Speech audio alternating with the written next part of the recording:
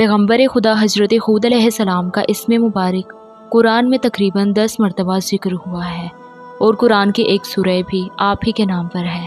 آپ کا سلسلہ نسب حضرت نوح علیہ السلام سے جا ملتا ہے۔ حضرت نوح علیہ السلام نے رحلت کے وقت اپنے پیرووں کو کچھ اس طرح سے بشارت دی تھی کہ میرے بعد ایک طولانی غیبت واقع ہوگی۔ اس عرصے میں ظالم اور ستمگر بادشاہ لوگ حکومت کریں گے اور ان پر طرح طرح کے ظلم ڈھائیں گے۔ آخر کار اللہ انہیں ایک قائم کے ذریعے نجات دے گا کہ جس کا نام ہود ہے۔ وہ انتہائی دلیر، باوقار، صابر اور بھاری بھرکم شخصیت کا مالک ہے۔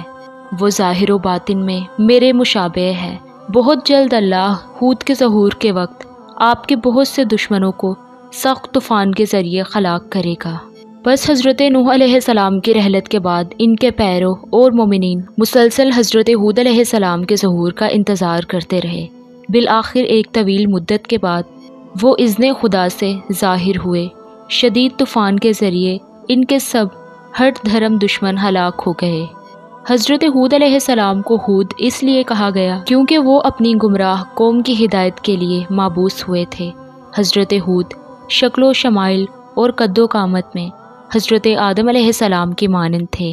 حضرت ہود علیہ السلام دوسرے پیغمبر ہیں کہ جنہوں نے بتوں اور بت پرستی کے خلاف تحریک چلائی اور کفار کا ڈٹ کر مقابلہ کیا، جبکہ سب سے پہلے پیغمبر کہ جنہوں نے بتوں کے خلاف ایک محاذ قائم کیا وہ حضرت نوح علیہ السلام تھے۔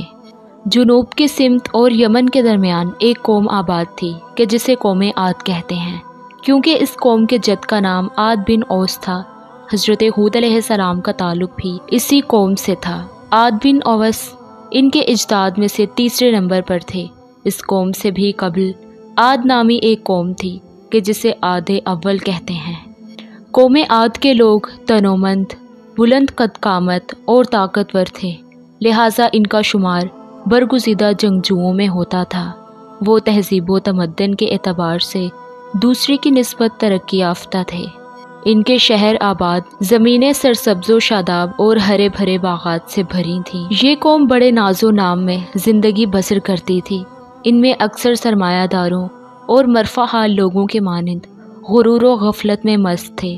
ان کی قدرت و طاقت سے دوسرے لوگ استفادہ کرتے تھے۔ یہ قوم سرکشوں، متکبروں اور ظالموں کی پیروی کرتی تھی۔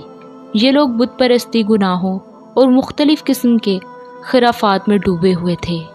یہ لوگ سرکشی، لاابالی پن، عیش و نوش، شہوت پرستی، جہالت، گمراہی، ہٹ دھرمی اور ناانصافی کا مرکہ تھے، اور کسی صورت میں بھی اپنی غلط رسومات سے دستبردار ہونے اور حق کو تسلیم کرنے کے لیے یہ تیار نہ تھے۔ بس حضرت ہود علیہ السلام نے اپنی دعوت حق کا آغاز کچھ یوں کیا کہ اے قوم والو، اللہ کی عبادت کرو، کیونکہ خدا کے سوا کوئی تمہارا معبود نہیں ہے۔ بتوں کے بارے میں تمہارا عقیدہ اشتباہ پر مبنی ہے، تم صرف افتراء کرنے والے ہو۔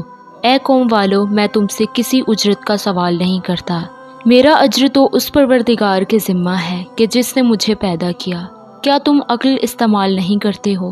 اے قوم والو، خدا سے استغفار کرو، اس کے بعد اس کی طرف ہماتن متوجہ ہو جاؤ۔ وہ آسمان سے موسلا دھار بارش برسائے گا اور تمہاری موجود قوت میں اضافہ کرے گا، اور خبردار مجرموں کی طرح منہ نہ پھیر لینا۔ بس قوم ہود نے کہا کہ اے ہود، تم کوئی معجزہ تو لائے نہیں ہو، اور ہم صرف تمہارے کہنے پر اپنے خداؤں کو چھوڑنے والے اور تمہاری بات پر ایمان لانے والے نہیں ہیں۔ ہم صرف یہ کہنا چاہتے ہیں کہ ہمارے خداؤں میں سے کسی نے تمہیں دیوانہ بنا دیا ہے۔ بس حضرت ہود نے کہا کہ میں خدا کو گواہ بنا کر کہتا ہوں، اور تم بھی گواہ رہنا کہ میں تمہارے شرک سے بیزار ہوں۔ میں تمہارے سامنے ہوں، لہٰذا تم سب مل کر میرے ساتھ مکاری کرو اور مجھے مہلت نہ دو۔ میرا اعتماد پروردگار پر ہے کہ جو میرا اور تمہارا اور سب کا خدا ہے، اور اس زمین پر چلنے والا کوئی ایسا نہیں ہے کہ جس کی پیشانی اس کے قبضے میں نہ ہو۔ میرے پروردگار کا راستہ بالکل سیدھا ہے۔ اس کے بعد بھی انحراف کرو تو میں نے خدائی پیغام تو پہنچا دیا۔ اب خدا تمہاری جگہ پر دوسری قوموں کو لے آئے گا اور تم اس کا بھی کچھ نہیں بگاڑ سکتے ہو۔ بے شک میرا پروردگار ہر شے کا نگران ہے۔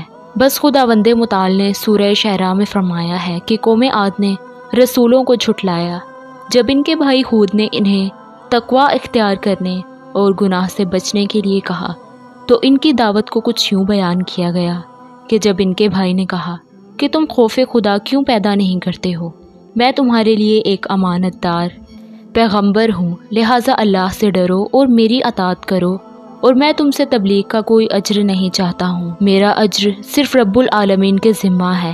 کیا تم کھیل تماشے کے لیے ہر اونچی جگہ پر یادگار بناتے ہو اور بڑے بڑے محل تعمیر کرتے کہ شاید اسی طرح ہمیشہ دنیا میں رہ جاؤ، اور جب حملہ کرتے ہو تو نہایت جابرانہ حملہ کرتے ہو؟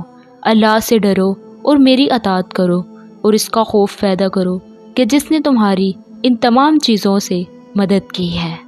لہٰذا قوم عاد بجائے اس کے کہ حضرت ہود علیہ السلام کی مخلصانہ نصیحتوں کا مثبت جواب دیتی، الٹا سرکشی اور ہٹ دھرمی پر اتر آئی اور صاف طور پر انہیں جھٹلاتے ہوئے کہا کہ ہمارے لیے برابر ہے خواہ تم ہمیں نصیحت کرو یا تمہارا شمار نصیحت کرنے والوں میں نہ ہو، خواہ مخواہ اپنے آپ کو مت تھکاؤ، یہ ڈرانا دھمکانا تو پرانے لوگوں کی عادت ہے اور ہم پر عذاب ہونے والا نہیں ہے۔ بس اس قوم نے تکذیب کی اور ہم نے اسے ہلاک کر دیا۔ انہوں نے حضرت ہود علیہ السلام سے کہا کہ کیا تم اس لیے آئے ہو کہ ہمیں خداؤں سے منحرف کر دو تو اس عذاب کو لے آؤ کہ جس سے ہمیں ڈرا رہے ہو، اگر اپنی بات میں سچے ہو۔ بس حضرت ہود نے جہاں تک ہو سکا انہوں نے اپنی قوم کو نصیحت کی اور رات دن انہیں راہ راست کی طرف بلانے نیز راہ نجات کی جانب ہدایت کرنے میں مشغول رہے۔ قرآن مجید کی متعدد آیات میں اس بات کی طرف اشارہ ملتا ہے کہ اللہ رب العزت نے قوم عاد کو سخت عذاب دے کر ہلاک کیا۔ ان تمام آیات سے یہ بات سمجھ میں آتی ہے کہ ان پر نازل ہونے والا عذاب انتہائی سخت اور وحشتناک تھا، جیسا کہ سورہ حاقہ میں 6 آیت کے بعد کچھ یوں ہے، اور قوم عاد کو انتہائی تند و تیز آندھی سے جسے ان کے اوپر 7 رات اور 8 دن کے لیے مسلسل مسلط کر دیا گیا، تو تم دیکھتے ہو کہ قوم بالکل مردہ پڑی ہوئی ہے کہ جیسے کھوکھلے کھجور کے تنے۔ جیسا کہ قوم عاد کی سرزمین انتہائی سرسبز و شاداب اور زرخیز تھی، جب ان لوگوں نے حضرت ہود کی دعوت سے روگردانی کی تو اللہ نے 7 سال تک ان پر بران رحمت نازل نہ فرمائی۔ پورا علاقہ خشک سالی اور قحط کی لپیٹ میں آ گیا۔ ہوا اس قدر خشک اور گرم تھی کہ سانس لینا مشکل ہو گیا۔ حضرت ہود علیہ السلام نے ان لوگوں سے کہا کہ تم اپنے گناہوں کی معافی مانگو تاکہ اللہ تمہارے اوپر اپنی رحمت کی بارش نازل فرمائے، لیکن ان لوگوں نے حضرت ہود کی دعوت کا مذاق اڑایا اور سرکشی و دشمنی پر ڈٹے رہے۔ اللہ نے حضرت ہود پر وحی نازل فرمائی کہ فلاں وقت میں تند و تیز اور تھپڑ مارنے والی ہوائیں آندھی کی صورت میں ان پر دردناک عذاب بن کر نازل ہوں گی۔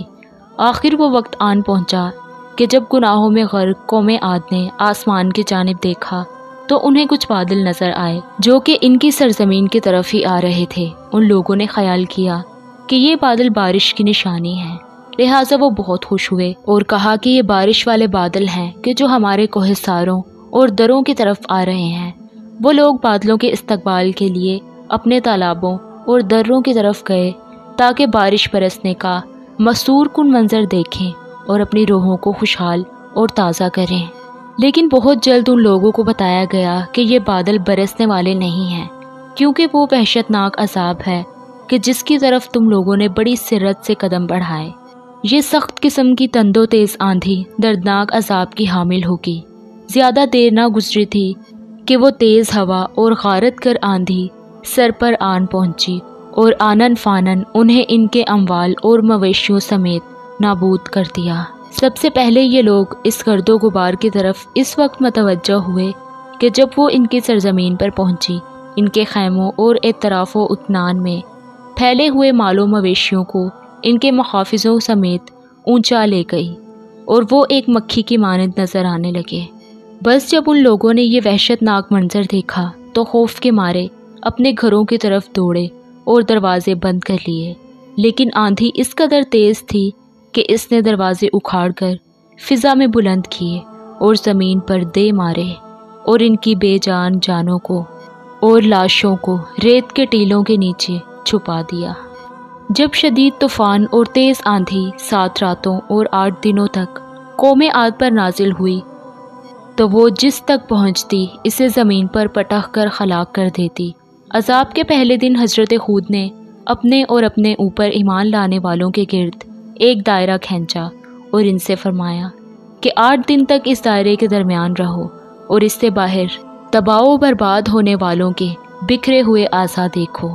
بعض روایات کے مطابق حضرت ہود علیہ السلام اور ان پر ایمان لانے والی قوم عاد کی ہلاکت کے بعد سرزمین خضر موت کی طرف ہجرت کر گئے اور اپنی زندگی کے آخری ایام وہیں پر گزارے۔ اگر آپ اس طرح کی اسلامی تاریخی ویڈیوز دیکھنا اور سننا چاہتے ہیں تو ہمارے چینل وائس آف سیدہ کو سبسکرائب کر لیں۔